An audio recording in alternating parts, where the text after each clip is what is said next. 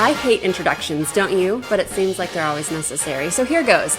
I'm Ashley. I'm a wife, mom, pastor, and missionary's kid, which is double trouble if you didn't know. And if you're in this space, we're here to learn about who God is, who we are in Him, and how to do faith in the real, meaning the real messy. Hi friends, I'm so glad you're back in this space with me today. I came armed with my coffee, my big cup of coffee. I've had to make some diet changes recently. I'm having some hormonal issues that we are attempting to remedy with diet changes. And so I love coffee, but what I mean when I say that is I love everything that you put in coffee to make it taste good. Coffee by itself is gross. And so give me creamer every day. I don't care how much sugar is in there, just make it taste really sweet and good. That's my position with coffee. But the creamer had to go. And so after a period of mourning, I decided I could plow forward because I needed the cup. No, that makes me sound like an addict. I'm really not an addict. I mean, I just like my coffee every day, sometimes more than once a day. But so, okay, I started with almond milk and a little bit of stevia. And frankly, that was just bland. There was nothing fun about my cup of coffee. There was nothing enjoyable about that to me, but I was still drinking it. Around day 7, I got desperate and I started looking up recipes online and I found one. And if you've never tried it, I would recommend it. So I put about a 1/4 cup of almond milk, unsweetened, in a blender, a little bit of plain stevia. If you're not a stevia person, I'm sorry, I don't know what to tell you.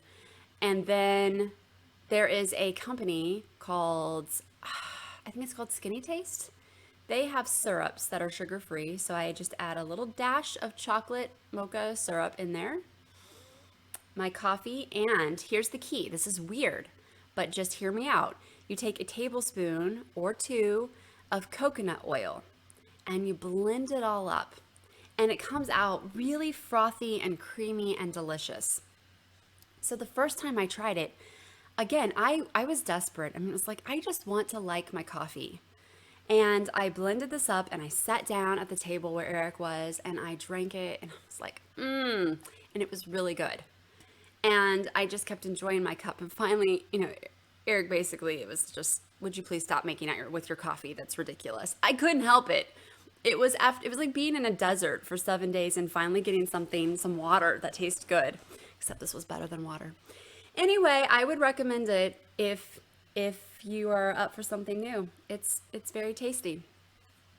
Today we are going to be talking about more than coffee though. We're going to talk about being kind, and not just in the context of being kind to others, but being kind to ourselves. Now, I'm going to stop you here and just say I really hesitate when it comes to this kind of talk and mentality because my first thought is, hold up, is that even biblical? And then B, isn't that selfish? I mean, it just seems like selfishly rooted, maybe pridefully rooted. And we'll get into all that, but I think we can have this conversation and find out that there is biblical basis for it, and that ultimately it teaches us so much about God and His character and His work in us. So hang with me, we'll discuss it, and you can always send me your opinions, your thoughts, your beliefs in private message or however you'd like to do that. And while I'm thinking about it, I so appreciate those of you that have subscribed to the YouTube channel. If you haven't done that yet, I would encourage you to do so. Side note, while we're talking about YouTube, I'm trying to be conscious of not having the mic right in front of my face because you have specifically said you want to see my face. I'm having some issues with the sound quality and volume though. I don't know why. I'm trying to figure it out. So for now, there's this big black circle on the screen. I'm sorry. I'll work on it. If you have ideas, if you have knowledge, share it with me because I'm a newbie over here and I'm trying to figure it out. I have to start our discussion today with a story that's going to make me look bad and it might make you laugh. So if it does, it will be worth it. I'm also going to preface the story with the statement that my mama did teach me. Okay. To set up the story, I'm going to tell you that this happened on our first full week of school. So, you've heard me talk about this year, I'm trying to make changes. I'm trying to be intentional with not being busy for busy's sake. I am trying to really just make sure that I know what our priorities are and that I'm being intentional in those priorities. And I'm really excited because this year, for our school semester, it looks like this. On Mondays and Fridays, that time is solely ours. However, we want to spend it, there is no outside commitment that we have to have pulling at us. But Tuesdays, Wednesdays, and Thursdays, there are outside commitments. For example, one of the kiddos has a few online classes that he will be participating in or is participating in. We have some tutoring sessions. All of that is online. But then they also have their extracurricular. So we have one kid who is taking piano this year. This is actually, I think it might, oh my goodness, I think it might be his fourth year. He is so gifted in music, and it just brings our hearts so much joy to see him playing and to see him having fun with it. I took piano for 3 years when I was a kid. I don't particularly remember just loving it. I definitely didn't love practice. I did not love setting that timer for 30 minutes and watching the minutes just tick by so slowly. So after 3 years, I gave it up. I regret that now because now I'm trying to teach myself as an adult. But that being said, I'm a very different person as an adult than I was as a kid. So anyway, I'm just excited to see him loving it. I mean, he's the kid that we don't have to tell to practice, and he wants to go in there and just play and compose, and you can just see the joy on his face when he's playing. So that's awesome. The other two, they are pursuing martial arts. They're doing karate this year. And in all honesty, I know those of you that have background in martial arts and knowledge, I know there are differences, martial like karate, taekwondo, and all the different things. I couldn't tell you what the differences are, but I'm excited to see our boys step into something that will hopefully help them cultivate characteristics of self-discipline and self-defense and all the things. So anyway, first full week of the new schedule had me feeling a little off. I can't say that I was feeling overwhelmed. It was just that sense of this is a new rhythm and I'm not really with it yet because I feel like I'm still learning it, very much depending on that alarm on my phone saying, hey, you have, lessons in 30 minutes. So I don't know if you're that way, but I'm just one of those people. Once I get into my rhythm, it's fine, but it just takes me a little second to feel more relaxed in a new rhythm. So here I was that week, feeling a little off, feeling a little unsettled, trying to make sure that I'm keeping all of my ducks in a row and get the things that we need to get done. And on this particular day, we needed to leave a little bit earlier because I had to make a stop to take care of something on the way to a lesson. But before we left, I needed to finish a reading lesson with one of the boys. Now, I have a rule in our schoolroom. When I am working one-on-one with one of the boys, the other boys know that unless it is an emergency, and by an emergency, I mean something is on fire, something is about to explode, you have blood gushing from a part of your body, or you can see a bone that's obviously out of place. If it isn't one of those emergencies, do not interrupt my lesson. You guys do not realize what it takes sometimes to make a little boy focus. And so I have set up these stations. We call them busy stations. So if they finish their independent work and I am working with somebody else, they have been trained, that doesn't mean they always do it, but they've been trained to go to a busy station and to work on an art project or a puzzle or whatever it is I have set up at that station that day until I am done. This day, I told them, I am going to do this lesson.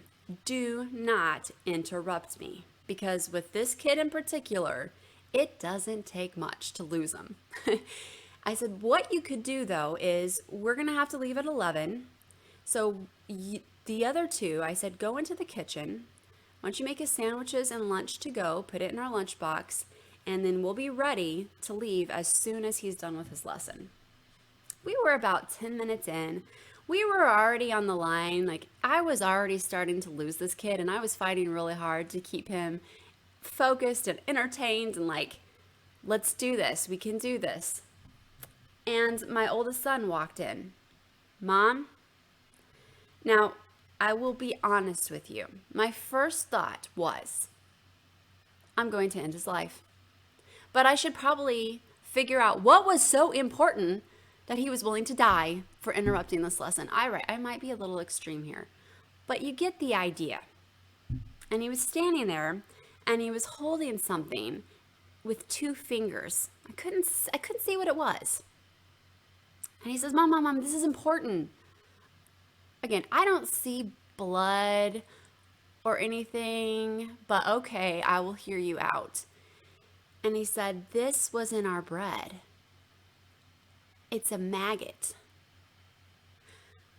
Add maggots to the list of things that are part of an emergency. What? There's a maggot in our bread? And I looked and it didn't really look like a maggot, but it was something living that should not be in our bread.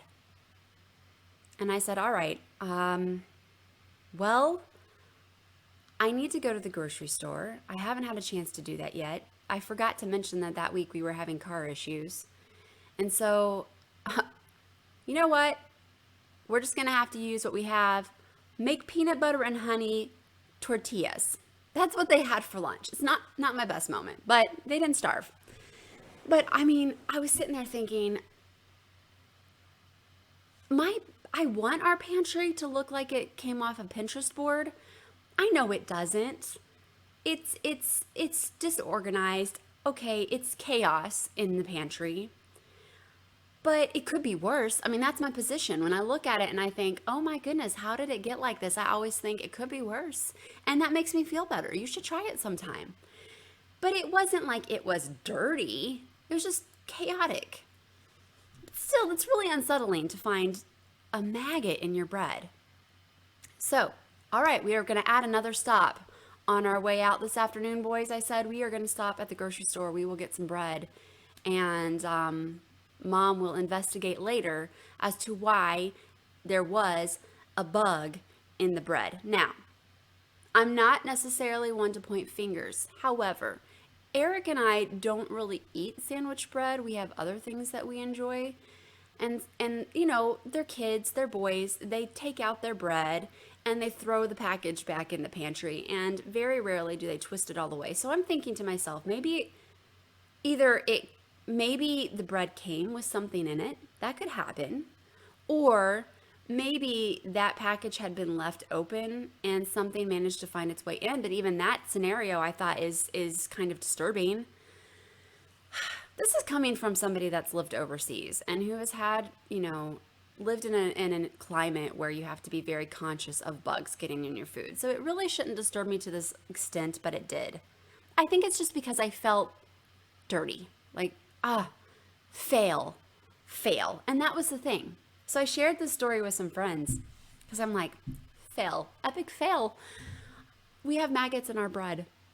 But it wasn't enough that I told a few trusted friends this. We went out and we ran our errands. One child who shall not be named, multiple times on our errands, with lots of people around, said things like this. I really hope that the rest of the food we eat today doesn't have maggots in it. And I'm like, kid, would you shut up? Not everybody needs to know that there was a maggot in our bread. Kind of mortifying, right? But this ended up being a big thing because what we found out was it wasn't maggots. This actually isn't any better, but it made me feel somewhat better. I've noticed we've had little moths here and there in the kitchen. I don't really think much of it. Like, see a moth, you smash it, move on. I mean, we have kids, doors opening, closing, whatever, not a big deal. But then I learned about pantry moths, and that's what we had. And from what women who are older and wiser and who have more experience told me, multiple sources told me, oh, you can't just get rid of these. It's a bit of a hassle. So it required me pulling everything out of the pantry, wiping everything down with a water vinegar solution. And by everything, I mean not just the food items that were in the pantry, but the entire pantry itself, the ceiling, the walls, the shelving, everything wiped down. And then I had to go get totes and put everything inside totes so that we can hopefully stop the cycle of moths and eggs and all the different things. It was a lot of fun. I was really loving it that first full week of school and activities. But just because it wasn't chaotic enough, I decided that the only surefire way to make sure I was going to kill the moths after I wiped everything down was to paint the inside of the pantry. That's a whole nother can of worms. I have a painting problem. We can talk about that some other time when we have a deeper relationship. It's fine. But yeah, so I have leftover paint from other projects, and I took some paint and I painted our pantry, and my husband, he was like, "What are you doing? Why?" And he said, "Only you would find an excuse out of this to paint." And I said, "Listen, it's going to be death by paint because they're going to get painted like the little eggs, or paint fumes because I'm about to die from paint fumes standing in this pantry painting." Thankfully, I found some traps on Amazon, put them in the pantry. We've only caught 2 in the last few weeks, so I'm hoping that our problem has been remedied. But as I mentioned, I had shared with some friends about this story, and I'm trying to be lighthearted about it, but one of my friends, she kind of called me out in a good way, as a good friend does. So she said, "You haven't failed. You're human just like the rest of us, and it's okay. It's all right. Just be kind to yourself." And she said, "God shows so much kindness to us, and we're quick to receive it. And then we're also usually pretty quick to give grace and kindness to others, but sometimes we just need to be reminded to give that to ourselves." And I sat on that for a while, and I thought, yeah, I'm making jokes and I'm trying to be lighthearted and kind of silly as I share the story with my friends and now with you. But there was this underlying current for me of just, really? Like, fail as a housewife, fail as a mom who is feeding her children food with bugs in it. And really, it wasn't that big of a deal at all. But I so appreciated the friend that helped me take a moment to see maybe a little bit of a bigger picture. And that's what are you sitting in right now? And why? Because you're human too. I was thinking about how this relates so much to God, because we are created in the image of God. And when he saves us and he starts to work in us this ongoing process of transformation where he is making us more like himself, I love how that really goes back to the heart of being created in his image. We're to reflect him. And so when we practice what he's cultivating in us, kindness and grace, for example, it's a way that we get to reflect him. We get to recognize his character and extend that, radiate that out to others. And sometimes we kind of need that radiated to ourselves. God, I love that there's this verse, and it's Lamentations 3:22 and 23. You know if you've been here for a while, I struggle with memory work. You guys, I can't even memorize song lyrics very well, and those are put to music. So I'm working on this, but it's hard. But basically, the gist of it is that because of God's love, we're not consumed, and that his mercies are new every morning. And really, it's so cool to think about that, because when his mercies are new every morning, every day is, as Anne Shirley would say, a new day with no mistakes in it yet. But when those mistakes come, when the unexpected comes, when the moths, maggots, whatever, ends up in the bread, and the humanity and the flaw in self shows, we get to ultimately take a moment and go, okay, there is grace even for this. And that grace comes from God. And it, when he fills us with that, it overflows. So I get to practice and extend that grace to those around me. I get to practice and extend that in this situation with my children, with my spouse. And then what was so cool about sharing this story was having a friend extend that grace and kindness to me and say, hey, this is already in you because it comes from God. Rest in that. Sit in that kindness and that grace. It's okay. And move on. I'm struggling to articulate what I really am trying to get across to you, but I hope that you can hear the heart of what I'm trying to say. It's not necessarily that we are kind to ourselves because of all the good and whatever in us as much as it is. I'm trying to point us back to that ultimately comes from God. You heard me say this in an earlier episode, but I recently got to hear my dad preach a sermon about Jesus meeting the woman at the well and how he talks about how he has and is living water. And when we drink that in, when we're full of that, naturally, just like with my cup of coffee, when it's full, if I'm moving around, it's going to slosh, and sometimes it might even slosh over the rim. That's really what our lives should look like if we're plugging in daily to Jesus. We're going straight to the source. We're going to the well. He is filling us with the love and the goodness that comes from him. And so it's going to then slosh out of the rim of our lives onto others, but we're going to get wet too, aren't we? And that's a beautiful thing. And it's just making me sit and be so thankful for the way that God's designed this. And I think my friend is right. And I'm quick to go to God hoping for and requesting his grace and his mercy and his kindness.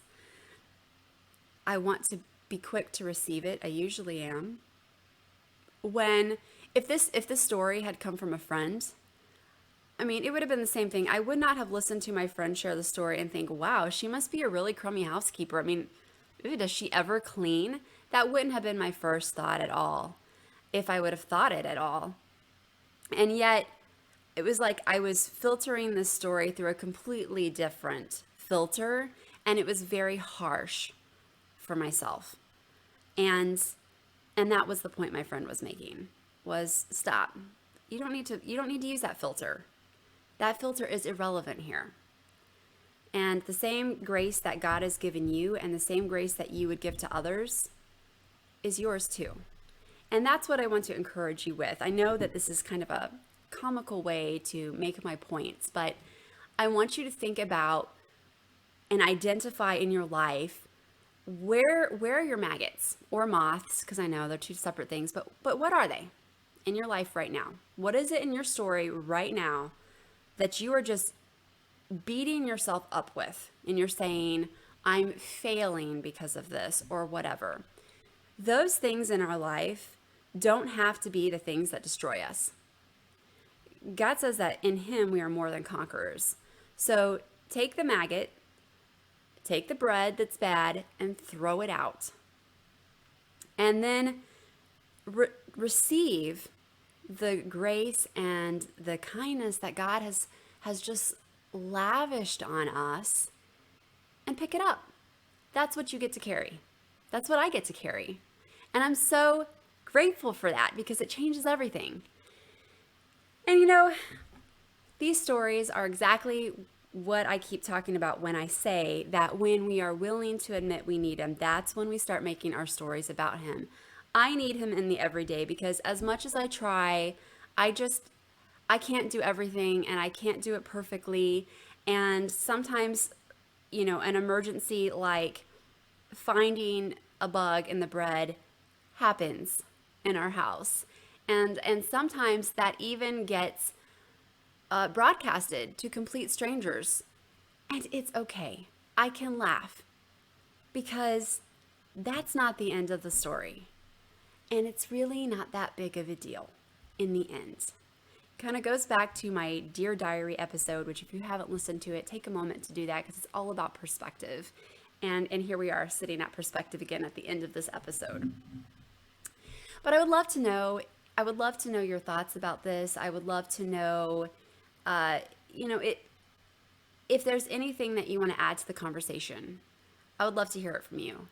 You guys make my day. Every time I get an email from you, every time I get a message, every time one of you shares how God is using our conversations, our chats in your life, it encourages me and it spurs me forward because this is why. This is why I'm doing this. It's not about me. It's for God's glory to sit with you wherever you are and to share our hearts in the real and in the messy and sometimes in the gross. And so I hope that when you meet me here in these places that you walk away looking towards God and thinking more about him and ultimately searching him in the scriptures for yourself, as I am so challenged to do as well.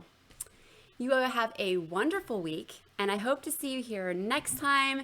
I'm going to go finish my coffee. Have a great day.